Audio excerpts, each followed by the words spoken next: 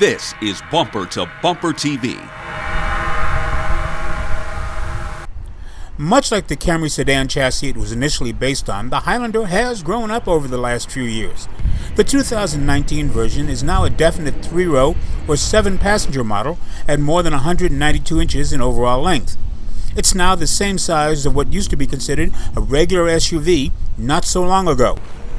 We had a chance to get some seat time in the XLE all-wheel drive version of the Highlander and came away impressed with the upgrades it has undergone.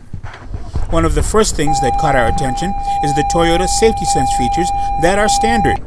Lane departure warning, automatic high beams, and radar cruise control start off the package, with a lot more systems built in to make handling emergency situations a lot easier.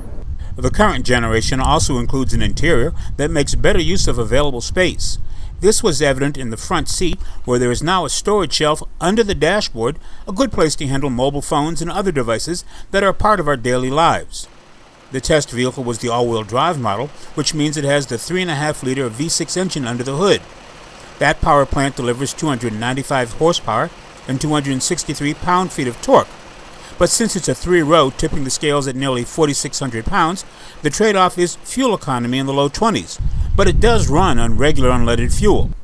It can tow up to 5,000 pounds, which is where the 8-speed automatic transmission earns its supper. We found that it shifts smoothly without an inertia bump. This trim level also came with some very nice appointments for the digital world passenger and driver. There are multiple power outlets to recharge units and even a video input option to play streaming video. For traditionalists, there was a Blu-ray DVD player to keep second and third row passengers entertained. Speaking of that configuration, we found that the second row was more than roomy enough for adults. As for the third row, technically it seats 3, but they should all be on a diet to make that fit. The Highlander also comes with some impressive cargo capacity, starting with 13 cubic feet of space behind the third row. That can eventually expand to more than 82 cubic feet if the second and third row are folded flat.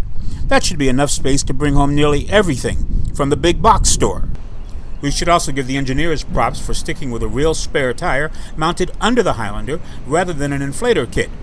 In our test drives, what we got was the typical Toyota experience of no unpleasant surprises, which is something that buyers in this segment want over the long run. This is Greg Morrison.